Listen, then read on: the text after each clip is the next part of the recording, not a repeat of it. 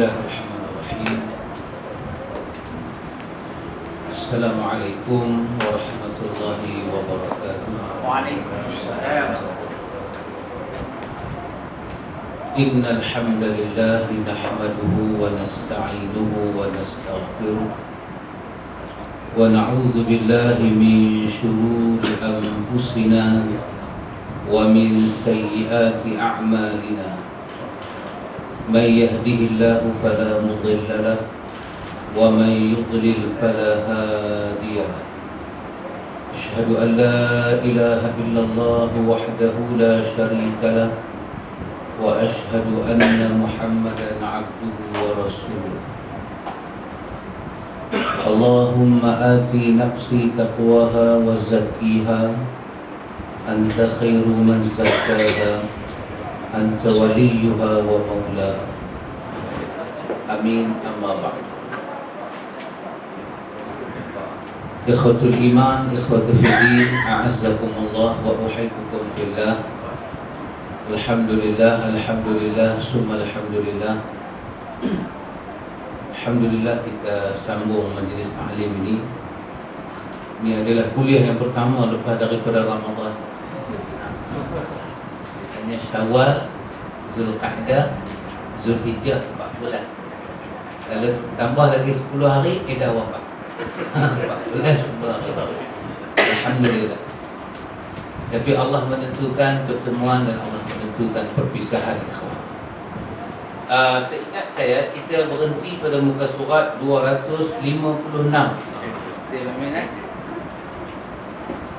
Iaitu kita berada di bawah bab yang kecil, di bawah tajuk yang besar, iaitu tajuk yang berada pada muka surat 253, wajibnya mencintai dan mengagungkan Nabi Muhammad SAW serta larangan ghulu, yakni berlebih-lebihan. Di bawah tajuk ke-24, kita wajib mencintai Nabi, mengagungkan Nabi. Dalam masa yang sama tidak boleh berlebih-lebihan.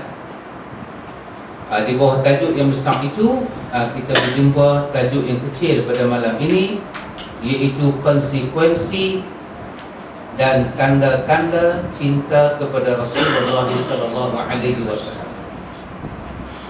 Sebelum ini kita tengok wajibnya mencintai Nabi. Kemudian kita tengok tajuk, ini tajuk yang kedua. Pertama kata dia, mencintai Rasulullah SAW mengharuskan adanya pengagungan.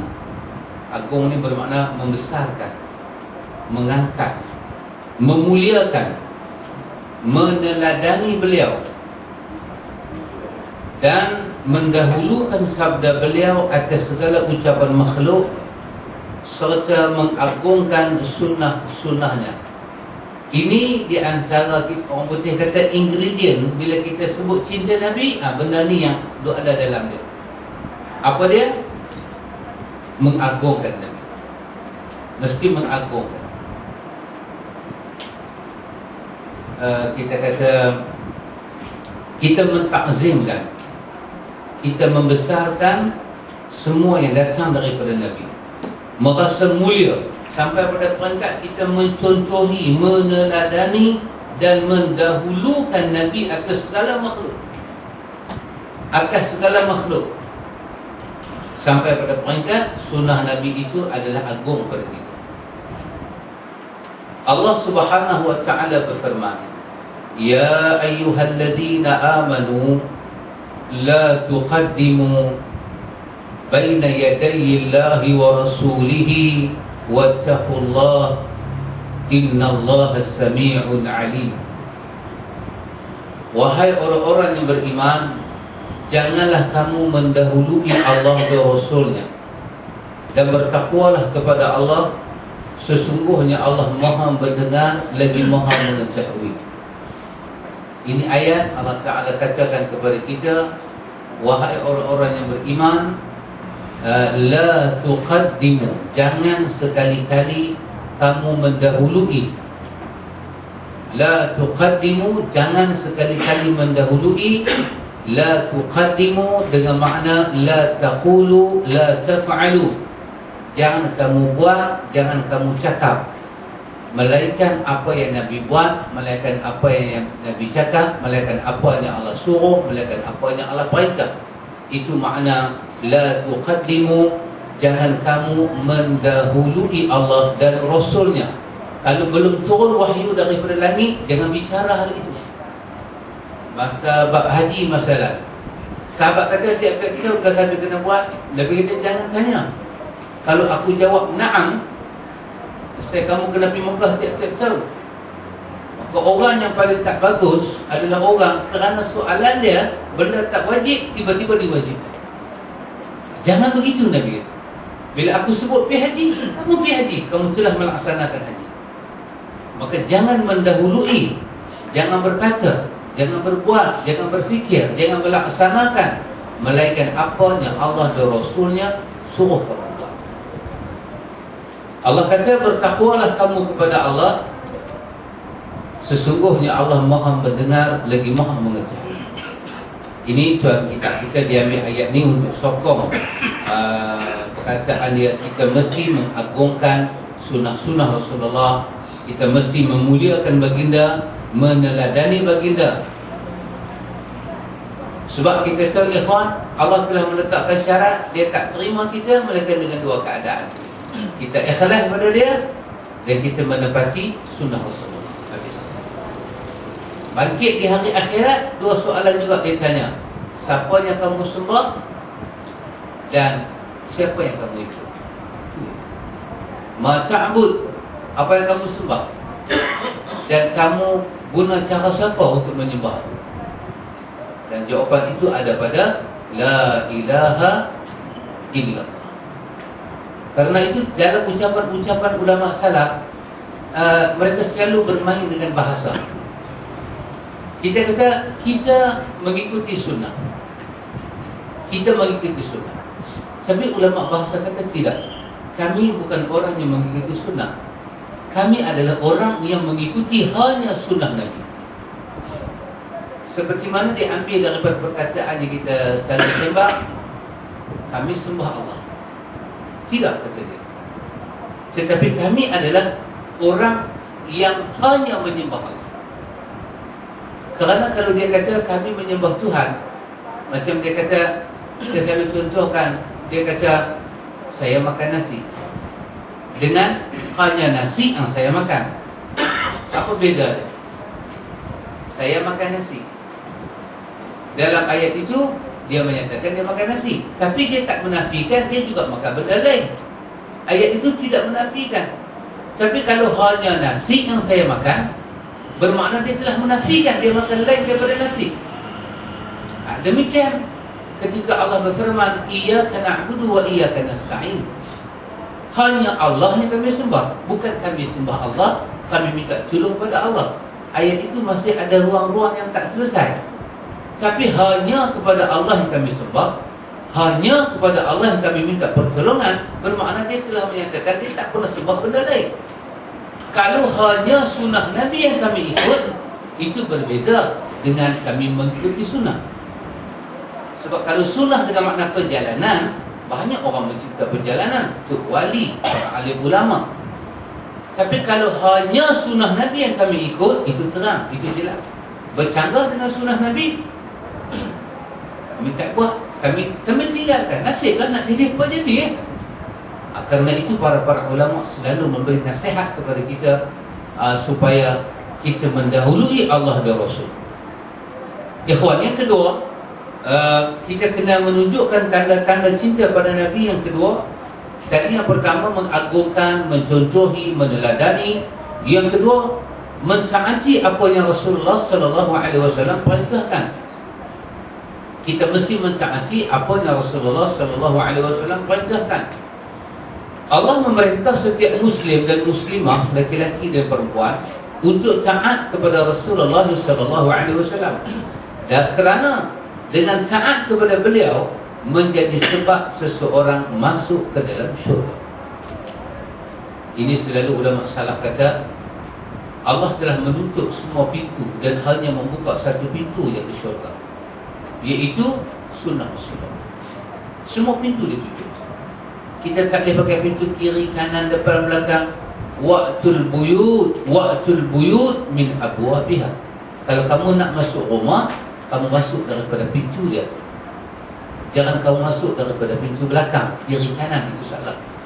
Dan Allah telah menutup semua jalan, Allah telah menutup semua cara, Allah telah menutup semua kaedah, dan Allah membuka hanya satu cara dan satu kaedah, iaitu yang dibawa oleh Rasulullah. Maka siapa-siapa yang nak masuk syurga, baik lelaki dan perempuan, tapi dia tak boleh mengikut jalan Rasulullah, maka dia jadi tamanna, orang-orang yang berangan-angan, hajat dia takkan tercapai. Ini yang Allah Ta'ala firmankan, tilka hududullah wa man yuti'illaha wa rasulahu yudkhilhu jannatin tajri min tahtiha al-anhar khalidina fiha wa zalikal fawzul 'azim. Hukum-hukum tersebut itu adalah ketentuan-ketentuan daripada Allah. Hukum-hukum yang ada dalam Quran, baik hukum talak sekalipun, baik hukum iddah sekalipun, itu ketentuan daripada Allah. Baik hukum kahwin, hukum cerai, hukum haid, hukum nifas, semua Allah yang tentukan. Kita tak ada kena mengenal. Tak ada kena mengenal. Sampai yas'alunaka 'anil mahid, mereka bertanya pada kau tentang haid. Quran yang tolong jawab. Sedangkan benda tu kalau tak jawab pun orang manusia tak tahu kan? Tahu, tapi kenapa kena jawab? Kerana bila Allah tentukan dengan manusia kira, dia tak boleh sama. Bila Allah tentukan, Allah tentu yang terbaik untuk hamba-hambanya. Ima hamba mengetahui hikmah atau tak tahu hikmah. Ima kita nampak sebab atau tak nampak sebab. Tapi kalau itu ketentuan Allah, dia mempunyai hikmah yang cukup besar. Kalau orang tanya apa itu haid, kita kata mudah saja, haid darah kotor, habis. Darah elok, dan jiwa manusia tahu. Kalau datang haid, dia tak mendekati isteri dia. Dia tahu. Tapi dah, agama bimbing manusia. Qul huwa adha fa'tazilun nisa'a fil mahid. Dia kotor. Hindarkanlah wanita-wanita itu ketika mereka datang darah haid. Kesemua ini tilka hududullah. Itu adalah ketentuan-ketentuan Allah. Jangan lawan. Jangan lawan ketentuan Allah. Jangan langgar ketentuan Allah. Kenapa? Apabila kita tidak langgar ketentuan Allah, ada ganjaran yang besar. Apa dia? Wa man yuti'illaha wa rasulahu. Sesiapa yang tidak langgar, dia mentaati. Itu tengok, selalu saya katakan, Quran ni dia punya bahasa dahsyat. Dia kata wa man yuti'illah, siapa yang mentaati. Dia tak kata, dia tak, dalam ayat ni tak ada pun tegahan melanggar. Dia cuma cerita kelebihan orang yang taat. Sehingga secara zahir, kita tak boleh kata orang yang langgar itu salah. Sebab di sini dia kata barang siapa yang mentaati. Tetapi Quran ni dia punya bahasa macam tu. Apabila dia sebut sesuatu, di belakang sebutan itu dia menolak sesuatu. Wa may yuti'illah, sesiapa yang mentaati Allah, maka dia sabitkan ketaatan, maka dia tolak pengingkaran. Saya bagi contoh, dia katakan la raiba fi. Dia cuba menolak keraguan, dia nak sabitkan keyakinan. Ini balaghah yang tinggi yang wujud di dalam Al-Quran. Barang siapa mentaati Allah dan Rasulnya. Dia tak kata barang siapa mentaati Allah dan Rasulnya dan jangan langgar. Dia tak kata. Tetapi di belakang kalimah yuti' ketaatan, maka dia mengingkarkan pengingkaran. Ini bahasa yang sangat dahsyat. Sehingga kan orang Arab bila dia dengar bahasa lagu ni, dia kata dahsyat. Lepas itu dia kata, bila Quran kata innahu laqawlu rasulil karim, innahu laqawlu rasulil karim, ini Al-Quran ini adalah perkataan utusan kami yang mulia. Allah kata kepada dalam Quran, Allah kata ma dhalla sahibukum wa ma ghawa. Bukan perkataan orang sesat dan bukan perkataan orang yang tak tentu Allah pemikiran dia. Dalam ayat lain, wa ma sahibukum bimajnun. Bukanlah sahabat kamu ini seorang yang gila. Laqad ra'a bil ufuqil mubin. Dia melihat Jibril pada ufuk yang nyata. Begitu besar Allah katakan. Supaya kenapa orang tak boleh taat kepada Rasul? Satu, dia tak mau terlibat dengan kesesatan. Pasal itu mungkin dia tak mau taat.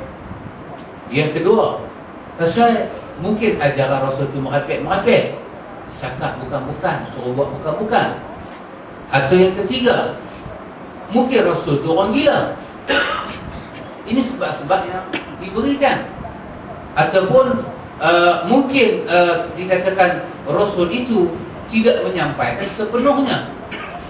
Mungkin ada ruang-ruang yang agak kita katakan seperti ruang-ruang dia menyampaikan amanah tak cukup, ilmu dia tak cukup. Maka Allah Subhanahu wa ta'ala turunkan wahyu. Allah Ta'ala tolak semua sebab-sebab. Wan najmi iza hawa ma dhalla sahibukum wa ma ghawa wa ma yantiqu 'anil hawa in huwa illa wahyun yuha. Ma dhalla sahibukum wa ma ghawa. Sahabat kamu tak sesat, Muhammad tak sesat. Wa ma ghawa, dia tak merepek. Dalam ayat lain Allah Ta'ala katakan wa ma huwa 'ala al-ghaibi bidhanin. Wa ma huwa 'ala al-ghaibi bidhanin. Dia dengan benda ghaib yang dia sampaikan itu, dia tidak menyampaikan sikit-sikit, dia sampaikan semua. Wa ma huwa 'ala al-ghaibi bidhanin. Baca dengan dad, dan ada ulama baca dengan za. Wa ma huwa 'ala al-ghaibi bizanin. Kalau baca dengan za, bizanin, bermakna dia tidak berbohong. Kalau baca dengan dad, dia tidak bakhil, dia tidak simpan apa yang perlu disimpan, dia sampaikan semua. Baru Quran katakan wa ma sahibukum bimajnun, dia bukan orang gila. Sekarang dah tak ada sebab untuk menolak Rasul, dah tak ada sebab. Allah Ta'ala tolak, dan Allah kata wa ma biqauli syaitanir rajim. Quran yang Muhammad sampai bukan kalam-kalam syaitan yang terkutuk. Maka Quran sebut sepatah, fa aina tadhhabun. Lah ni ke mana arah kamu? Lah ni ke mana arah kamu? Ke mana pemikiran kamu? Ke mana hati kamu? Ke mana langkah kamu? Kamu takut sesat, Muhammad tak bawa ajaran sesat. Kamu takut terlibat dengan orang gila, Muhammad bukan orang gila. Kamu takut merepek-merepek, Muhammad tidak bawa ajaran merepek. Kamu takut sihir kah? Tidak. Perkataan Muhammad itu bukan qauli syaitanir rajim, bukan perkataan syaitan yang terkutuk. Maka Allah tanya, fa aina tazhabun, ke mana kamu nak pilih ni setelah kamu tak ada hujah nak tolak dia? In huwa illa zikrul lil alamin. Ini adalah peringatan bagi alam. Liman syaa minkum ayyastaqim. Siapa daripada kamu yang nak jalan yang lurus, dia mesti ikut Muhammad. Kalau tidak, dia akan jumpa yang paling tidak lurus. Jadi dia kata di sini, wa may yuti'illaha wa rasulahu. Siapa yang taat kepada Allah dan Rasulnya, Allah memasukkannya ke dalam syurga yang mengalir di bawahnya sungai-sungai, sedang mereka kekal di dalamnya, dan itulah kemenangan yang cukup besar. Bila mati boleh masuk syurga, itu adalah kemenangan. Zalikal fawzul azim. Itulah kemuncak daripada kita berjuang dalam dunia, kita lawan, kita mujahadah, menghadapi cabaran, menangis, sakit hati, susah hati, letih, semuanya itu dibayar dengan syurga di sisi Allah Ta'ala. Jadi kita tidak boleh meninggalkan ketaatan kepada Rasulullah. Yang ketiga, kita mesti membenarkan apa yang Nabi sampaikan. Orang kata kalau dia nak membenar pun tak ada, nak ikut macam mana? Dia rasa benar pun tak. Ya, kadang-kadang kita duduk terang pada orang, terang baca hadis, baca Quran, baca hadis, baca Quran, baca asar, baca sirah. Rupanya dalam hati dia paling dalam, benar sikit pun tak ada. Kok dia nak pandang, okey kan dia kata ni, tak ada. Orang kita kata pandang sebelah mata pun tak. Kalau ini tidak ada, bermakna dia tidak beriman kepada Rasulullah. Rasulullah SAW tidak berkata menurut hawa nafsu. Firman Allah Ta'ala, "Wa ma yantiqu 'anil hawa in huwa illa wahyu yuha." Dan tidaklah yang diucapkan itu menurut kemahuan hawa nafsunya. Ucapannya itu tiada lain, hanya wahyu yang diwahyukan kepada. Ikhwan, kita ambil ayat ni, kita kalau duduk tengah-tengah malam, kita muhasabah lepas sembahyang malam, jantung kita ni boleh berdenyut. Kita boleh rasa betapa Allah membersihkan Muhammad. Dia bercakap tu tak ada hawa nafsu. Sehingga kan Syekh Utsaimin kata, bila Nabi masuk Madinah, Nabi tengok orang duk talqih pokok kurma, pendebu angan bagi kahwin. Terus Nabi kata, apa buat ni? Kau sudah buat ni. Bila Nabi kata lagu tu, sahabat tak buat. Kata Syekh Utsaimin, demi Allah, kalaulah perdebungaan itu baik dan ada manfaat, maka lidah Nabi lah akan menyatakan itu manfaat. Perdebungaan hanya berhasil jadi elok setelah Nabi kata dia elok. Bila Nabi kata tak ada manfaat, kurma tahu tu terus tak jadi. Subhanallah. Kata Syekh Utsaimin, inilah kalam Rasul. Kalamnya sangat agung. Bila dia tak komen, benda tu tak apa, jadi takrir. Bila dia komen, benda tu ada masalah. Sehingga kan bila dia tengok tak jadi pokok kurma, baru dia kata buat balik, barulah kurma jadi elok balik. Kata Syekh Utsaimin, demi Allah, inilah ilmu yang sangat bermanfaat yang keluar daripada lisan seorang Nabi. Sehingga kan dunia dia akan rosak kalau dia kata rosak, dunia akan jadi elok kalau dia kata elok. Sangat dahsyat orang. Maka Allah Ta'ala katakan, dia tidak bertutur dengan hawa nafsu. Sebaliknya, dia bertutur dengan wahyu Allah. Dia kata sembahyang macam dia, itu wahyu Allah. Itu wahyu. Dia sembahyang sunat, itu wahyu Allah. Dia kata haram, dia kata halal, itu wahyu Allah. Dia kata jangan pakai sutra, jangan pakai emas pada orang lelaki-lelaki, itu wahyu Allah. Yang hukum-hukum dia sampai ni tak pernah dia duduk seorang-seorang dia fikir apa pun nak betul kat depa hari ni. Tak ada. Dia tunggu wahyu. Pasal itu yas'alunaka ini ada 12 tempat dalam Quran, kata Al-Hafiz Ibnu Katsir, lepas yas'alunaka Allah akan kata qul, katakan kepada mereka. Bermakna wahyu turun baru. Yas'alunaka 'ani Dzulqarnain. Dia bertanya tentang Dzulqarnain. Qul, katakan kepada mereka, siapa itu Dzulqarnain? Baru dia jawab. Dia tak pernah membikin ajaran agama ini. Jadi kalau sembahyang dia, zikir dia, puasa dia, akidah yang dia bawa, semuanya wahyu, celah mana ni kita nak kata apa? Kita nak bangkit angkat tangan tak setuju, celah mana? Cara dia zikir, cara dia sembahyang, cara dia puasa, tak mana? Tak ada. Tak ada. Dia tak boleh buat. Dalam rancangan semanis kurma, elok kita tukar sekelak kurma. Kata dua pengacara ni, kalau jatuh hari lahir kita, hari apa-apa, eloklah kita puasa sunat hajat. Maka bila kita puasa sunat hajat, insya-Allah doa kita makbul. Yang mana yang jodoh susah, itu hampir cepat. Dia ajak kita puasa hari beranak kita. Kita kata apa punya mardud tu ada. Dia tak buat. Walaupun datang daripada semanis kurma, kita kata dah. Pasal apa? Ibadat ini daripada mulut Rasulullah.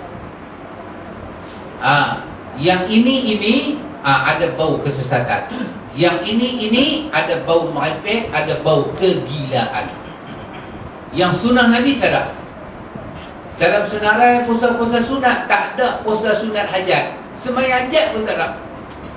Puasa hajat lagi, tak ada. Kenapa kita kata tak ada? Kerana tak ada dalam senarai. Dan Allah menyatakan yang Muhammad cakap itu wahyu. Dia puasa, dia suruh puasa satu, dia bagi izin kita puasa. 1 Zulhijjah sampai 9 Zulhijjah nak puasa. Kita kata puasa. Dan dia tak bagi nama apa. Kita niat puasa. Saja aku nak puasa besok 1 Zulhijjah kerana Allah. Tak ada nama. Jangan nak panggil puasa apa. Dia kata puasa lah Ashura, puasa lah hari Tasu'a. Kita puasa. Aku nak, ya Allah, saja aku puasa besok 9 Muharram kerana engkau. Habis. Tak payah pun nama apa. Kalau orang tanya puasa apa, kita kata puasa Tasu'a, puasa kerana hari ke-9, puasa kerana hari ke-10 daripada Muharram. Tak ada nama apa. Kenapa puasa 6 hari Syawal? Kita puasa 6 hari daripada bulan Syawal. Tak ada nama apa. Tak ada nama puasa hajat. Tak ada kata nama puasa. Tak ada apa. Jangan buat nama. Puasa lagu tu saja. Puasa hari Senin, hari Senin. Puasa hari Khamis, hari Khamis. Tak ada apa. Kita hanya mengikuti sunnah Nabi. Bila benda Nabi tak sebut dan dalil semani kurma ni mudah saja. Bukti dia Nabi beranak hari Senin, dia puasa hari Senin. Bermakna dia puasa hari beranak dia. Kita pun puasa hari beranak kita. Apa punya tanggungjawab dua-dua? Beranak kita dengan beranak Nabi serupa. Beranak kita tak jadi syariat. Hari beranak kita tak jadi syariat. Yang Nabi tekkan dengan puasa. Dan Nabi dia Rasul. Dia bercakap dengan wahyu. Kita bercakap dengan apa? Dengan hawa nafsu. Tak ada dalil. Kita nak puasa pada hari beranak. Tak ada dalil. Tidak ada dalil. Kita puasa hari Senin kerana dia sabit daripada mulut Rasulullah. Maka jadilah dia syariat di sisi Allah. Dia adalah Rasulullah. Yang macam ni ada bau sesat. Yang macam puasa hajat ni ada bau merepek, ada bau kegilaan. Yang sunnah Nabi tidak ada sesat, tak ada merepek, tak ada bau kegilaan. Kita yang keempat, menahan diri daripada apa yang dilarang dan dicegah oleh baginda. Mesti bila Nabi larang satu benda, kita kena kontrol diri kita, jangan buat. Firman Allah, wa ma atakumur rasulu fakhuzuhu wa ma naharkum anhu fantahu wattaqullaha innallaha syadidul iqab. Apa yang diberikan Rasul kepadamu, maka terimalah. Yang Nabi bawa, terima. Terima puasa Nabi. Dalam senarai puasa Nabi tak ada puasa hajat. Kena terima dengan rela. Dalam senarai sembahyang Nabi tak ada sembahyang hajat. Kena terima dengan rela. Dalam Al-Majmu' saya ulang, Nawawi kata apa? Sembahyang hajat ni dua aja kedudukan hadis. Imam dhaif, imam palsu. Imam dhaif, imam palsu. Buat seorang, kita sembahyang hajat seorang-seorang, riwayat dia dua aja, dhaif dan palsu. Buat berjemaah, dhaif dan palsu. Sahih, hasan tak ada. Semua kita nak buat, kena terima, itu sunnah. Kita tak boleh kata geng kita buat, syekh kita buat, maulana kita buat. Tak ada. Jangan sekutukan mereka dengan sunnah Rasulullah. Umar bin Abdul Aziz hantar surat kepada gubernur dia. Surat Umar disimpan oleh Imam Bukhari dalam Sahih Bukhari. Apa kata Umar bin Abdul Aziz? Keluarkan dana supaya orang boleh mengetahui hadis-hadis Nabi. Dia suruh keluarkan dana. Dan dia kata, sesungguhnya tidak ada benda boleh mengganti tempat sunnah Rasulullah. Tak ada benda. Comel, cantik, indah macam mana pun tak boleh ganti sunnah Rasulullah. Kalau sunnah mai semai hajat tidak wujud, tidak wujud. Jangan bawa dalil secantik mana pun cakap. Ni lepas sembahyang jemaah ni kita nak buat hajat 2 rakaat pasal Mesir. Tak ada. Tak ada. Lebih baik kita pegang kita petik rasa sayang. Itu lebih tahu dah darah. Daripada nak buat benda yang bid'ah, lepas tu dikatakan agama. Baik petik kita, tak buat lagi. Petik kita lah, bukan balai rokok. Petik kita. Itu tak buat lagi. Pasal apa? Tahu dah nak kata apa. Dan bila orang tengok, lepas sembahyang jemaah orang petik kita, orang tengok golek kepala, apa punya mangkap. Habis sembahyang petik kita. Tapi habis sembahyang jemaah, buat hajat 2 rakaat, orang kata apa? Orang kata bagus orang ni. Bagus. Mendekatkan diri dengan cara yang Nabi tak buat bagus, ini kesesatan, ini kegilaan, ini merepek. Kata Nawawi, tidak ada sembahyang hajat melainkan riwayat yang dhaif ataupun palsu. Macam mana kita kena terima benda tu dengan rida? Kena terima dengan buat tu. Kita PIBG sekolah nak buat, pengurusi PIBG kata nak buat ajar, kita seorang-seorang kontiak-kontiak kita kena AJK, kita tak pergi. Dia kata apa ni AJK tak mai? AJK diwajibkan mai. Kita kata diwajibkan tak mai pasal bid'ah. Saya tak hantar anak saya pergi. Kita apa? Dah tu buat merepek, letak ayat, baca Yasin perdana, Mubin ulang banyak kali buih ke ayat. Apa hal ni? Masa tu Imam Malik kata, man ibtada'a fil islami ghaib, man ibtada'a fil islami bid'atan yaraha hasanatan faqad za'ama anna Muhammadan khana risalah. Kalau kamu buat bid'ah macam ni, kamu nampak dia baik, kamu telah meludah Muhammad dan kamu kata dia pengkhianat. Sehingga dia mati, dia tak buat benda yang baik dan kamu kena membaikkan agama ini. Sedangkan ayat menyatakan agama ini sempurna, turun pada masa Muhammad, bukan pada masa kamu. Kata Imam Majishun, sami'atu Malikan yaqulu hadza. Aku dengar Imam Malik kata lagu ni, aku terkejut. Aku dah ingat selama ni orang buat bid'ah tak apa. Rupanya siapa buat bid'ah, goncang iman dia. Oh, dahsyat. Paling ahabbu ilal iblis, benda yang paling disukai oleh iblis adalah buat bid'ah. Dan Ibn Qayyim kata apa? Pertama, iblis rasuk kita buat syirik. Syirik khafi, syirik jali, syirik yang terang dan yang tak terang, riya dan syirik-syirik besar ni. Janji syirik dia suruh kita buat. Kita lepas syirik, kita jaga akidah kita elok, dia goda kita buat apa? Buat bid'ah. Ima bid'ah idhafi atau bid'ah hakiki. Suruh kita buat hakiki. Bid'ah yang bertentangan total. Benda Nabi tak bagi buat, yang tu kita buat. Nabi tak bagi buat, yang tu kita buat. Lepas tu barulah dia goda kita buat dosa-dosa besar. Bid'ah duduk nombor 2. Kenapa dia tahu? Amalan bid'ah tak sampai di sisi Allah. Tak sampai. Dia suka. Orang buat bid'ah lebih dicintai daripada orang buat maksiat. Ujung sana dia minum arak, ujung ni duduk sembahyang hajat. Iblis suka orang sembahyang hajat. Biar abah korang nak dengar orang. Dia kata awak minum arak lagi baik. Dia bukan begitu. Sebab apa? Kawan tu minum arak, siapa pun tengok, imam muslim, imam kafir, tahu dah perbuatan dia keji. Semua tahu.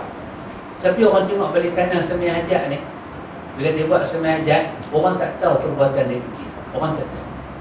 Orang nanti tengok-tengok.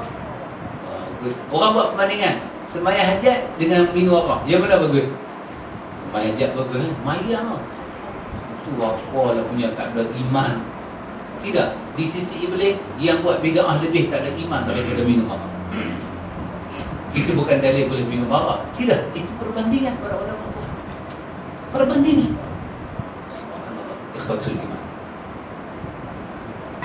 Menahan diri daripada Nabi larang. Apa yang diberikan Rasul kepada kamu, terima. Yang Nabi bagi kita, terima dengan lapang dada. Sunnah dia, terima dengan lapang dada. Dan apa yang dilarang bagimu, tinggalkan. Yang Nabi larang, tinggalkan. Apa yang Nabi larang? Dia larang syirik, dia larang bid'ah. Sampai dia kata syarrul umuri muhdatsatuha wa kullu muhdatsatin bid'ah wa kullu bid'atin dhalalah wa kullu dhalalatin finnar. Nabi sebut macam tu. Nabi kata syarrul umur, seburuk-buruk kerja, muhdatsatuha. Kamu reka, kamu bentuk, kamu buat sendiri. Wa kullu muhdatsatin, yang kamu reka-reka ni, Nabi kata nama dia bid'ah. Yang bid'ah itu sesat, yang sesat itu masuk neraka. Tapi nak kata apa lagi? Nak kata apa? Tadi saya bagi contoh kan, Imam Malik, dia duduk di Mekah, dia di Madinah. Kata Syekhul Islam Ibn Taymiyah, Imam Malik ni imam yang paling tahu adab-adab ziarah kubur Nabi. Kerana dia duduk di Madinah, di sana banyak tabi'in daripada ahli Madinah. Kata Imam Malik, aku tak suka setiap kali masuk masjid Madinah pergi ziarah Nabi. Aku tak suka. Kerana itu bukan daripada amalan para sahabat. Kerana mendewakan kubur Nabi hampir dengan syirik. Kita sayang Nabi, bukan mendewakan kubur. Kita cinta sunnah. Pasal itu Abu Bakar dah kata dah, man kana minkum ya'budu Muhammadan fa inna Muhammadan qad mata. Siapa daripada kamu yang sembah Muhammad, Muhammad dah mati. Tapi siapa daripada kamu yang sembah Allah, Allah hidup, agama dia hidup, sunnah Nabi dia hidup, tak mati-mati. Kata Imam Malik, kalau kamu ziarah kubur Nabi pun, tak usah duk bagi salam, tak usah duk bagi apa. Tengok lah betul. Tak usah duk diri lama-lama. Dah bagi salam kat Nabi, bagi salam kat Abu Bakar pula, bagi kat Umar pula. Lepas tu percaya macam-macam. Nak bagi salam betul, pergi ke Baqi', bagi salam. Itu sunnah Rasulullah. Ajak masuk perkuburan, bagi salam. Assalamualaikum ya ahlal kubur. Bagi salam. Ya, kenapa orang ini menegakkan sunnah? Kena terima, kena puas hati dengan sunnah ni pada kadar dia, pada ukuran dia, pada takaran dia. Kena puas hati, kena lega, kena ada jiwa yang besar. Kalau tak ada jiwa ni, kita tak boleh terima sunnah masuk, berlabuh dalam hati dan perasaan kita. Kita berperang siang malam bagi Islam. Payah yang ni, menahan diri daripada benda yang Nabi cegah. Bid'ah dan syirik Nabi cegah. Jangan buat. Semua benda dia cegah, jangan buat. Kita baca hadis Bukhari daripada Abu Sa'id Al-Khudri. Nabi pergi ke Padang sembahyang raya, habis sembahyang raya bagi salam, Nabi bangkit berdiri dan menyampaikan khutbah. Dan khutbah Nabi tak ada duduk. Lepas tu bangkit pula sampai dah. Khutbah Nabi pagi raya, faya'izuhum, hanya memberi satu pesan. Dan Nabi tak naik di atas mimbar. Dua tapak kaki dia di atas lantai tanah dan para sahabat duduk depan. Itu khutbah raya Nabi. Tak ada duduk, tak ada serah tongkat, tak ada kata as-salatu jami'ah. Tak ada. Kita kena puas hati, kena lega, kena seronok. Kalau orang kata pada kita, memang Nabi khutbah lagu tu, tapi Imam Mazhab kata boleh qiyas dengan sembahyang jemaat. Kita sangat menghormati Imam Mazhab, tetapi kedudukan Imam Mazhab takkan lebih daripada kedudukan seorang Rasul. Tahulah kita, pandailah bawa diri, yang mana Nabi, yang mana Imam. Jangan sampai buta mata macam Nagian Syiah. Semua dia letak satu taraf dengan Nabi, satu taraf dengan para imam, semua maksum. Jangan jadi macam tu. Jangan jadi macam tu. Kata Imam Abu Hanifah, siapa yang buat haji, siapa yang buat umrah, tiba-tiba dia balik negeri dia, tak ada sa'i, tawar-tawar dah, cukup dah, sa'i tak buat, dia balik ke negeri dia. Kata Abu Hanifah, dia kena bayar dam, haji dia sah. Kerana tawaf bukan rukun, hanya wajib haji. Kata Abu Hanifah. Kata Ibn Taymiyah, kok mana lah Abu Hanifah pergi cari bantuan. Bolehkah kita cerca Abu Hanifah? Kita tak cerca. Itu ilmu. Tapi ketika mengikut sunnah Nabi, kita ikut hadis-hadis yang sahih. Kata Abu Hanifah, siapa buat haji tamattu', siapa buat haji kiran, dia kena 2 kali tawaf, 2 kali sa'i. Sebab kiran ni haji dan umrah sekali kan.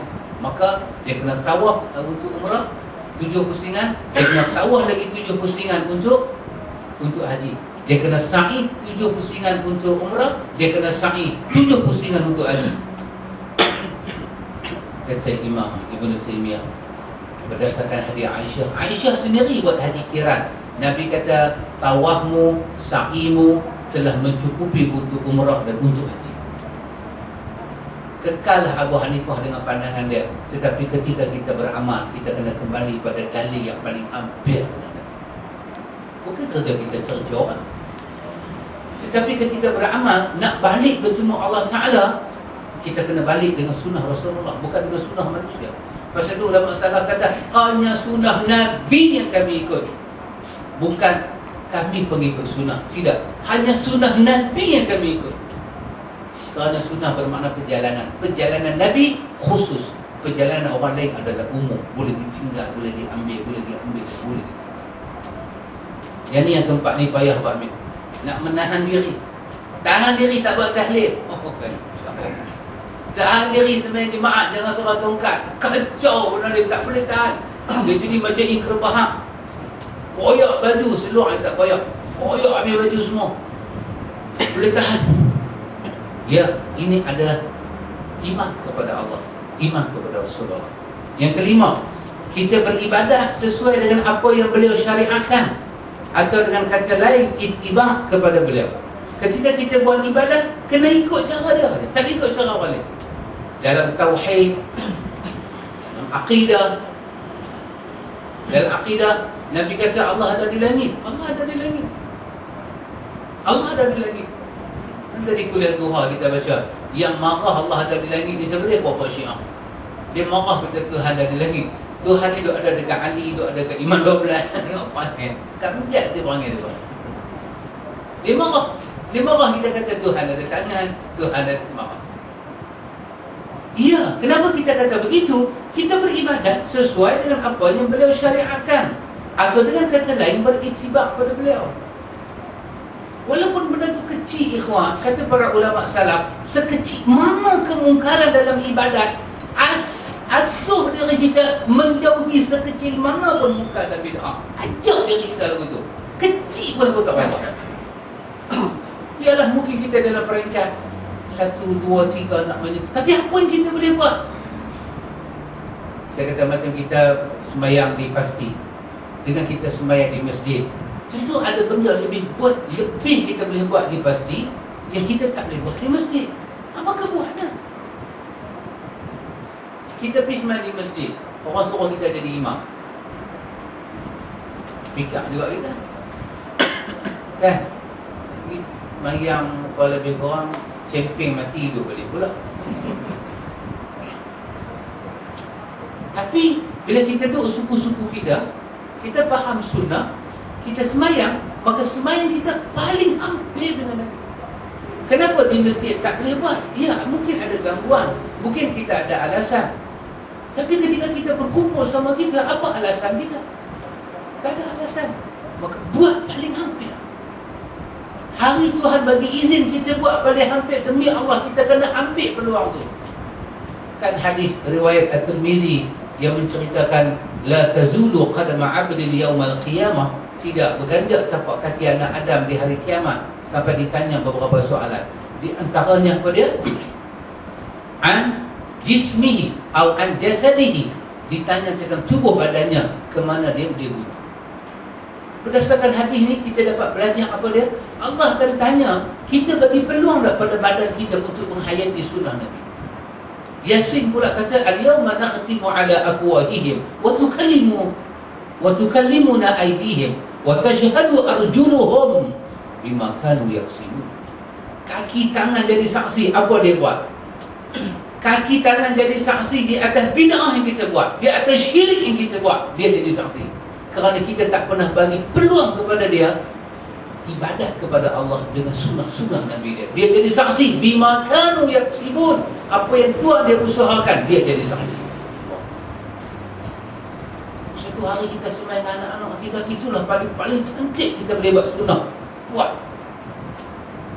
Nak letak tangan atas dada, nak sembahyang tak baca kunut, bismillah, baca Fatihah nak pelankan bismillah, tak mau bagi dengar, nak tahiyat dan gerak-gerakkan jari. Dapat saja peluang tu, buat, rampat peluang tu. Jangan tak ambil peluang tu. Nanti Allah Ta'ala tanya an jismihi, daripada tubuh badan ini, ke mana telah kamu guna.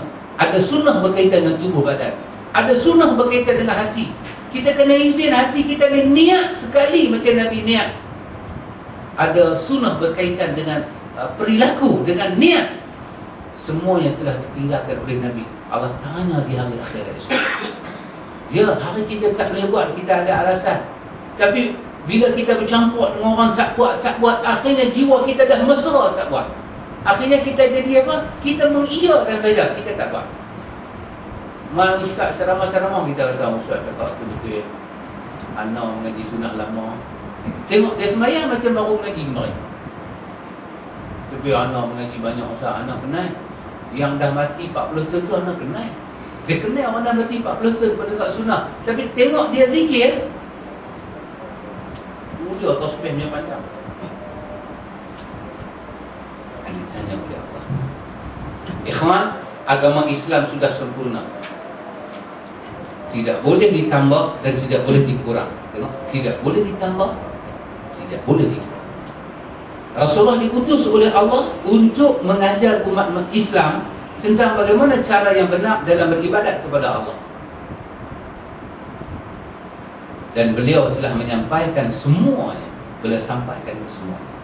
Oleh kerana itu, umat Islam wajib ittiba', mengikut, meneladani kepada Rasulullah sallallahu alaihi wasallam agar mereka mendapat cinta Allah dan kejayaan dan dimasukkan ke dalam syurga.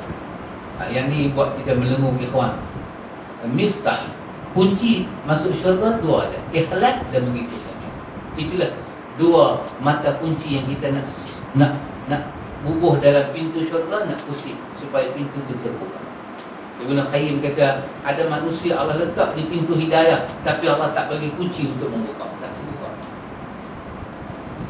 Dia dah sampai dah pintu hidayah, tapi Allah tak izin dia beramal dengan sunnah Nabi, tak terbuka pintu hidayah. Dia tak nampak indahnya sunnah, dia tak boleh rasa, sebab Allah tak bagi kunci. Kunci itu kena ada jiwa yang ikhlas dan benar-benar mengikut Rasulullah sallallahu alaihi wasallam. Allah Taala berfirman, "Qul in kuntum tuhibbunallaha fattabi'uni yuhibbukumullahu wa yaghfir lakum dzunubakum wallahu ghafurur rahim." Katakanlah Muhammad, tengok Nabi tak tahu nak kata apa, Tuhan suruh dia kata. Tengok yang kita sunnah ni. Bukan Nabi duduk saja-saja nak pergi kata, Tuhan dia suruh dia kata benar ni. Ikut dia masuk syurga, bukan dia yang buat syarat tu, Tuhan suruh dia kata. Qul, pergi kata Muhammad, pergi kata Muhammad. Kata apa? In kuntum, sekiranya kamu ini tuhibbunallah, mencintai Allah, fattabi'uni, ikutlah. Ini dia rangkap ayat ni. Bukan Nabi teringin nak kata, Allah kata qul Muhammad, pergi kata kat mereka, jangan segan, jangan silu. Kata orang musyrikin Mekah, tengok Nabi Muhammad, dia tak ada kerja lah tu. Bila orang tak mau ikut dia, dia beritahu Tuhan suruh ikut dia. Macam kita kan, macam kita. Mungkin orang hari ni buat lagu tu, tapi Muhammad tak. Allah kata qul, katakanlah Muhammad, aku suruh kata. Untuk kalau ayat ni start dengan qul, bermakna dalam kaedah setelah kalimah qul di belakang itu adalah urusan akidah. Qul huwallah, akidah. Qul a'udzu birabbil falaq. Lepas kalimah qul, bicara sesudahnya mesti akidah. Apa dia akidah di sini? Iman kepada Allah dikaitkan dengan mengikut Nabi Muhammad. Fattabi'uni, tak ada jalan, kamu kena itba', ikut kamu. Ini kunci itu halus. Alif bagi di bawah nun mati. Nun mati itu sebagai tanda kata syarat untuk mendapat cinta Allah. Syarat untuk mendapat cinta Allah, iman, ikut Muhammad. Lepas tu Allah yang letak sendiri ganjaran, yuhibbukumullahu wa yaghfir lakum dzunubakum. Nescaya Allah mencintai kamu dan mengampuni dosa-dosa kamu. Allah suruh Nabi kata demikian. Allah suruh Nabi kata demikian. Wallahu ghafurur rahim. Dan Allah Maha Pengampun lagi Maha.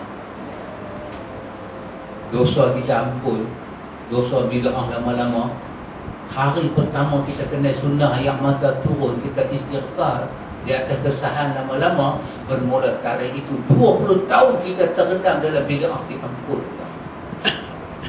Dia kata, usaha ke mana saya dulu buat lagu ni, Tuhan terima? Ya, demi Allah dia terima. Tahu mana? Ayat ini kata, bila kamu ikut Allah, yuhibbukumullah wa yaghfir lakum. Kamu ikut Rasulullah, Allah kasih kamu, Allah ampun. Inilah Allah Ta'ala itu, Tuhan yang Maha Pengampun lagi Maha Penyayang.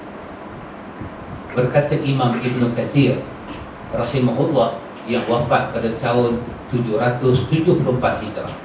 Kata Ibn Kathir, ayat ini adalah pemutus hukum bagi setiap orang yang mengaku mencintai Allah namun tidak mahu menempuh jalan Rasulullah sallallahu alaihi wasallam, maka orang itu dusta dalam pengakuannya. Dusta dalam pengakuannya tersebut hingga dia mengikuti syariat dan agama yang dibawa Rasulullah sallallahu alaihi wasallam dalam semua ucapan dan perbuatan. Ibn Kathir kata, hadhil ayatul karimah hakimah. Ini ayat menjadi pemutus Siapa yang mengaku cinta Allah tapi tak boleh ikut Nabi, dialah kazib, pembohong besar. Apa kita nak kata? Kita dah belajar ni, orang kata kita nak bagi jiwa kita yang faham. Lepas itu kita tengok bila orang ni, orang belah utara, kita kata, bila kita tengok perangai dia ketegak ni, jemuan-jemuan punya perangai ni, abang sunnah tak mau ikut, dia mengisahkan kita. Dia membawa kita kesian diri kita. Kita tak mau ikut langkah tu, kita tak mau buat lagi tu. Kenapa? Dosa akan diampun kalau kita ikut sunnah-sunnah Rasul. Sehingga kan ulama sunnah kata apa? Kalau kita mandikan mayat mengikut sunnah, selama kita mandikan mayat ikut sunnah, itu syafaat untuk mayat. Kerana sunnah Nabi syafaat untuk orang hidup dan orang yang mati. Kita ziarah kubur secara sunnah, ahli kubur mendapat syafaat dengan ziarah itu. Kerana sunnah Nabi memberi syafaat pada hidup dan mati. Lepas itu para sahabat bila tengok orang buat benda bid'ah, dia tegur, dia cegah depan-depan. Kerana bid'ah inilah kami terputih rahmat daripada Tuhan. Subhanallah. Kata Abdullah bin Mas'ud, adakah ilmu kamu lebih tinggi daripada ilmu Nabi dan para sahabat? Sehingga kan kamu buat benda yang mereka tak teringat nak buat? Subhanallah. Adakah ilmu kamu lebih tinggi daripada mereka? Kata Abdullah bin Mas'ud, waihakum ya ummat Muhammad, aku kesianlah tengok hampa, dan aku rasa heran bagaimana jauhnya hampa boleh terlagak sampai macam ni. Kita jadi niat kita bagus. Oh, masalah nak buat maulud Nabi ni, kita tak mau duduk diam sudah lah. Apa salah? Itu kita kata kuman kan, K-U-M-A-N, kuman. Apa dia K? Tak. You apa dia? Ustaz kata. Ini semua punca tak ikut sunnah ni. Pasal apa tak ikut sunnah? Dalam kitab mana? Kitab mana? Dia buat nukit. Kitab mana? Pasal apa tak ikut sunnah? Ustaz kata. Ahli ustaz. Apa dia? Majority. Kebanyakan orang buat lagu tu. Apa dia? Adat. Dah kita ni adat. Adat orang Melayu bila mati buat kenduri. Orang Melayu punya adat, dia tak peduli dah hukum-hukum agama. Nawawi kata ijma' ulama' haram bawa mayat baca Quran. Haram. Nawawi sebut dalam Al-Azkar, dalam bab ada usul mayat keluar daripada rumah tu. Dia kata perangai orang Damsyik, apa dia buat itu ijma' haram. Bila kita bawa mayat, kita baca Quran kuat-kuat, haram dia kata. Sunnah Nabi-nya, kalau kita nak baca Quran pun bacalah dengan suara mulut baca, telinga dengar. Tunduk menendangkan pemikiran itu lebih memusatkan hati kita pada mati. Baca Quran kuat-kuat ni semua, dia kata haram dengan ijma'. Tak tahu yang buat ni siapa dia? Ustaz. Yang buat ni siapa dia? Tu imam guru takmir. Dia tak kenalkan Nawawi. Dulu bila kita kata ni tak usah buat, dia kata Nawawi kata boleh buat. Hari kita kata Nawawi tak bagi buat, dia kata khilaf ulama. Nawawi bukan seorang dia, ulama aja ramai dia. Lagu tu je dia buat. Adat kita. Dan N yang terakhir apa dia? Niat kita bagus apa. Bila susun ni jadilah kuman. Inilah kuman pasal apa tak ada. Pasal apa tak ada buat. Pasal tu saya ingat syekh-syekh akan kata, bila kamu nak menegakkan sunnah Nabi, kamu kena ada hati yang kuat. Kamu nak amal sunnah Nabi, kamu akan ada hati yang kuat. Kerana kalau kamu ditakdirkan oleh Allah duduk dalam batu pejat, kemudian batu tu Allah takdir duduk dalam bumi yang paling 7. Kata kamu hidup dalam batu duduk dalam bumi, sunnah yang kamu amal, maka cahaya dia akan menembusi sampai ke langit. Orang akan tahu dalam batu tu ada manusia, tangkap sama dia. Kamu kenal hati-hati kat situ. Ya ikhwan, kita duduk kat mana, buat sunnah dia, orang mana 72 mata tu pandang kita. Dan Nabi kata seperti mana menggenggam bara. Pasal tu Awi buat lagu kan, ku genggam api sampai jadi bara. Genggam api sampai jadi bara. Bara dia genggam sampai jadi abu. Lagu tu lah sunnah. Panas ikhwan. Pegang selepas. Pegang selepas. Kita seorang-seorang. Kita seorang-seorang dalam masjid. Kita seorang-seorang tak zikir. 10 mata tak tengok kita.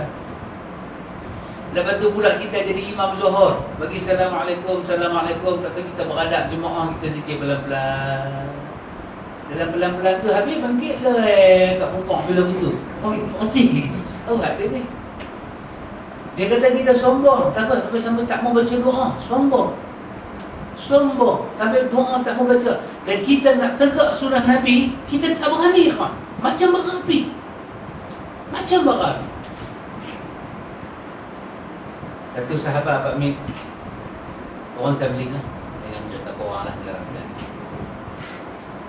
Dia jemput saya baca khutbah di masjid dah. Saya letak satu syarat. Saya kata boleh, insya-Allah saya kata. Tapi saya kata kat dia, sahabat, ustaz nak satu syarat. Hari ustaz baca khutbah, azan sekali, tokat-tokat tak ada. Hari tu je. Minggu depan pula sembahyang jemaah, nak azan 4 kali pun langkah dia. Hari ustaz je. Saya bukan kata apa, saya bukan minta 50,000, 60,000, tak minta. Saya kata satu je. Hari saya baca khutbah, lagi 1 minit nak azan, saya naik atas mimbar. Masuk waktu saya bagi salam untuk bila azan. Habis untuk bila azan, saya terus baca khutbah. Lepas tu saya duduk. Saya duduk khutbah yang pertama tu, selawat apa tak ada. Kalau nak baca doa, baca masing-masing. Lepas tu saya baca khutbah yang kedua. Lepas tu turun, saya akan jadi imam.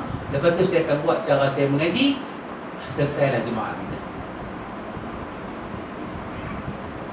Dia orang tabligh, Pak Min. Pak Min tu dia kata apa kat saya? Kita kena pegang sunnah Rasulullah. Kita mau pegang sunnah Rasulullah. Kita keluar 3 hari, 40 hari, 4 bulan nak mencari iman. Kita mau tegak itu sunnah Rasulullah.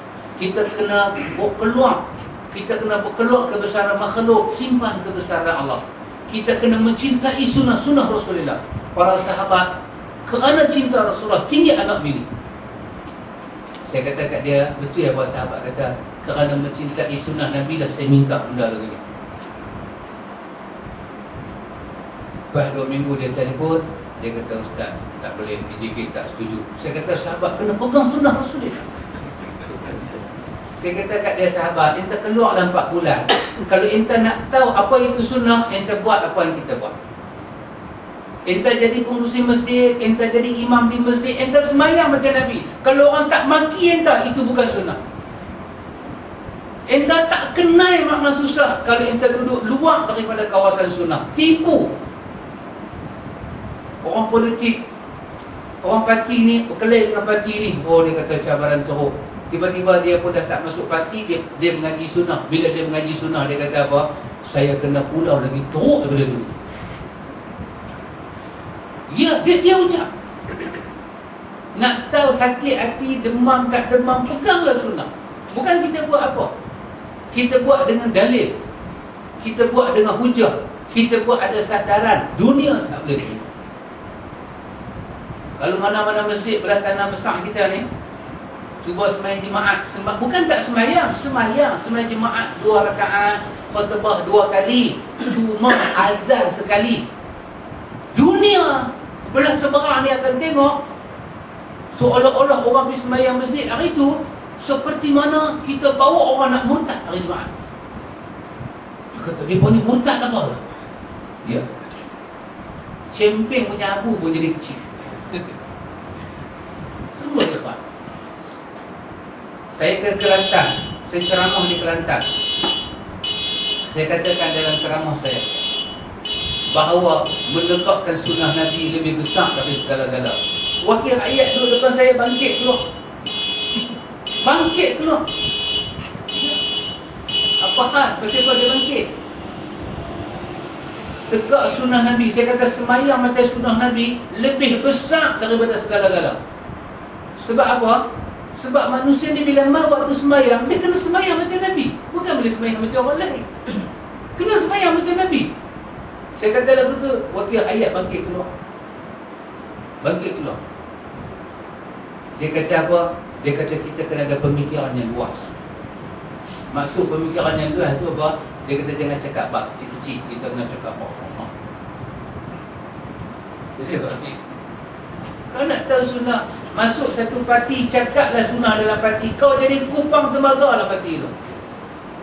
Kita sayang dengan sunnah, kata kita masuk satu parti. Katalah parti tu nama parti Kelabu Asap. Kita masuk, kita betul-betul jadi Kelabu Asap. Sebab kita tak boleh harap apa menegakkan sunnah. Untuk orang-orang yang ada kepentingan, tak ada apa, ikhwan.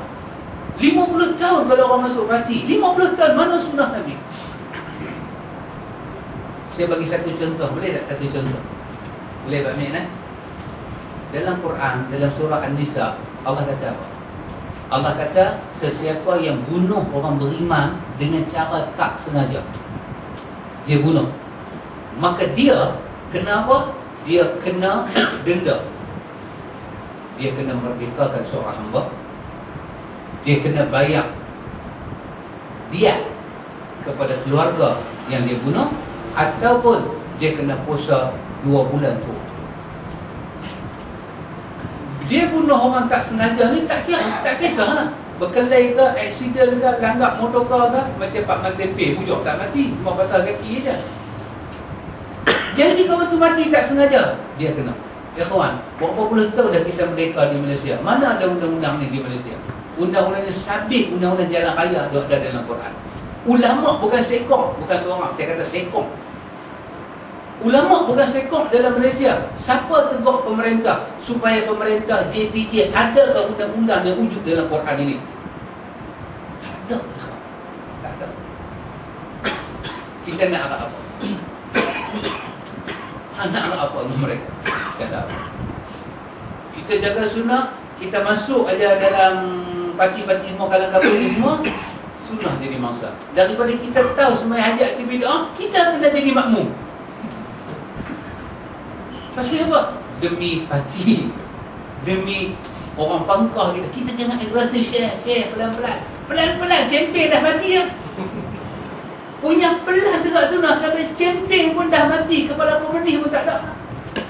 Tak ada dah komunis, mati semua. Sunnah mana? Azan, bukan kata pusat-pusat, azan sekali masjid negara mana? Masjid negeri sebut azan sekali. Sama macam kita pun masuk babi sengok. Sahabat lima ni azan sekali, dia nampak macam babi hutan masuk. Anak buat aku mana? Anak buat aku mana? Pasal itu ikhwan, sunnah membabitkan jiwa kita personal.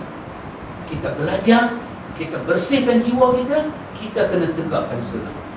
Bukan parti kita ya, bukan jemaah kita, bukan klik kita, diri kita ikhwan. Tak mana kita pergi, sunnah lah kita. Seorang pun sunnah. Walaupun 10 biji mata tengok tangan kita atas dada. Tengok pelan-pelan. Satu mata punya pelan gede jari nampak. Nampak tak nampak? Inilah aku. Dan itu ikhwan, kita tahu lah hidup dia senang ke susah. Tahu lah kita ikhwan. Baik. Di antara tanda cinta kepada Rasulullah sallallahu alaihi wasallam. Saya berhenti di muka surat belakang tu kan, 260. Di antara tanda cinta pada Rasulullah sallallahu alaihi wasallam adalah dengan mengamalkan sunnahnya. Ini tanda cinta, menghidupkannya, mengajak kaum muslimin untuk mengamalkannya, serta berjuang membela as-sunnah dari orang-orang mengingkari as-sunnah dan melecehkannya. Termasuk cinta pada Nabi adalah menolak dan mengingkari semua bentuk bid'ah, kerana setiap bid'ah adalah sesat. Ini tak boleh lari. Dan kita tegak sunnah, bid'ah duduk depan mata kita, kita kena bagi tahu dia bid'ah. Kata itu saya ulang, tempat sunnah tak boleh ganti. Nabi ajak apa? Nabi ajak apa? Bila orang mati, kita bagi takziah. Betul? Bagi takziah. Balik. Makan minum dia uruskan. Itu yang kita buat, dan jangan ganti dengan apa-apa. Jangan ganti. Kalau kita ganti, kita akan menghidup benda baru. Kita kata macam ni lah, dia pun panggil buat tahlil, tapi saya ingat saya ubah lah. pi juga malam 1 malam 2, tapi saya tak buat tahlil, saya buat tazkirah pendek dan baca doa. Jangan ganti. Jangan berani ganti sunnah dengan benda baru. Nabi buat kata tazkirah orang mati ni. Dah, kenapa nak buat? Taklah saya nak ganti tahlil. Tak payah ganti, tahlil pun tak payah, tahlil pun tak payah. Tapi ustaz, nak biar ke mana? Tempat sunnah adalah sunnah. Kosongkan dia pada waktu kosong. Isi dia pada waktu isi. Kenapa nak ganti? Taklah, lebih baik daripada buat tahlil. Lebih buruk daripada buat tahlil. Nanti orang nanti ingat, lepas ni buat tazkirah orang mati lebih baik daripada tahlil. Sunnah ni pula akan dia jalan. Pergi bagi takziah. Apa dia takziah? Cakap-cakap, mendoakan orang hidup dan orang mati, dan bagi harapan ujian yang dia terima itu ada ganjaran yang besar di hadapan. Cakap banyak tu, balik. Jangan sampai masa dia sempat buat ayam. Cukup tetap cukup. Lepas 3 hari, jangan biar dia menangis sampai lepas 3 hari, 4 hari, 5 hari. Nabi kata cukup. Nak bergabung pun 3 hari. Hari keempat Nabi kata hidup macam orang biasa. Kita sampaikan benda itu kepada dia. Kenapa kita nak tukar? Kenapa kita nak tukar tempat sunnah dengan benda-benda merapu ni? Susah ya Pak Min. Nak faham sunnah tu, dia susah. Memerlukan pengalaman kita berjalan dengan sunnah baru kita nampak. Kenapalah bid'ah ni satu benda yang ulama tentang, walaupun nampak dia kecil, tentang cabut buang daripada awal. Subhanallah. Dr. Saleh Fauzan bin Abdullah Al-Fauzan bin Abdullah Al-Fauzan menjelaskan dalam kitab dia, termasuk mengagungkan Nabi SAW adalah mengagungkan sunnahnya dan berkeyakinan bahawa wajib mengamalkan sunnah tersebut, dan meyakini bahawa sunnah beliau SAW telah menduduki kedudukan kedua setelah Al-Quranul Karim dalam hal kewajiban mengagungkan dan mengamalkannya, sebab sunnah merupakan wahyu daripada Allah. Kena ingat, kedudukan sunnah nombor 2 lepas Quran. Jangan letak bid'ah nombor 2 lepas Quran. Setelah Quran, sunnah. Jangan letak bid'ah. Kufur kita kepada Allah. Antum bayang, begitulah kedudukan as-sunnah. Pasal apa kita masih ada orang kata urat-urat, belikat-belikat yang balok dan lemah untuk menegakkan sunnah? Tak boleh. Tak boleh. Karena itu tidak boleh membuat keraguan di dalamnya. Saya ingat keragu tadi. Kerana itu tidak boleh membuat keraguan di dalamnya, apatah lagi melecehkannya. Jangan. Dan tidak boleh membicarakan kesahihan dan kedhaifan, baik dari segi jelasan atau penjelasan makna-makna, kecuali berdasarkan ilmu dan kehati-hatian.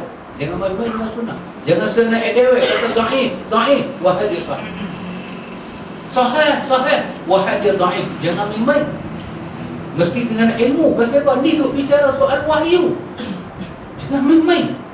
Pada zaman ini banyak orang bodoh melecehkan sunnah Nabi SAW, terutama dari kalangan anak-anak muda yang baru dalam tahap awal belajar. Anak muda dia masuk tarekat, cengih dia, kita dengan anak orang tu cengih dia kata ni bapak Wahabi malah cengih budak-budak ni. Pasal apa?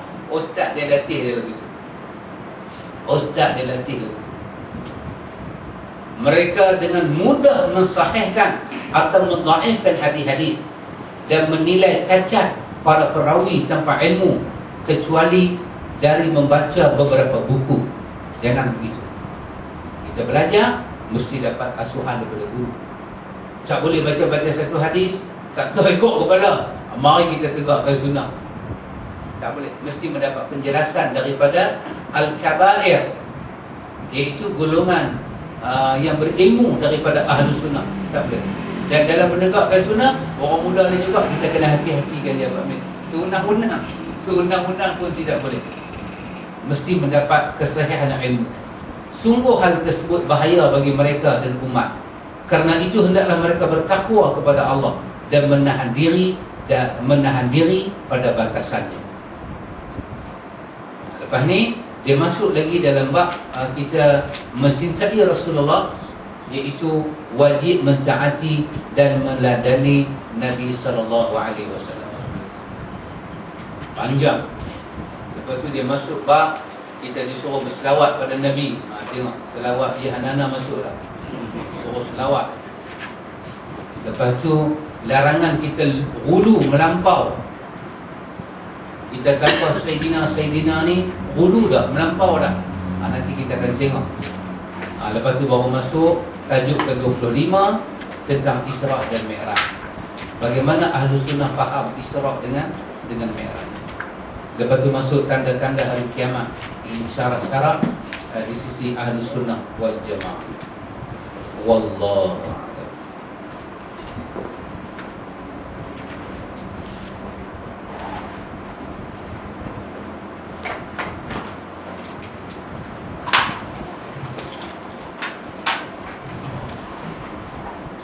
Ada soalan tak?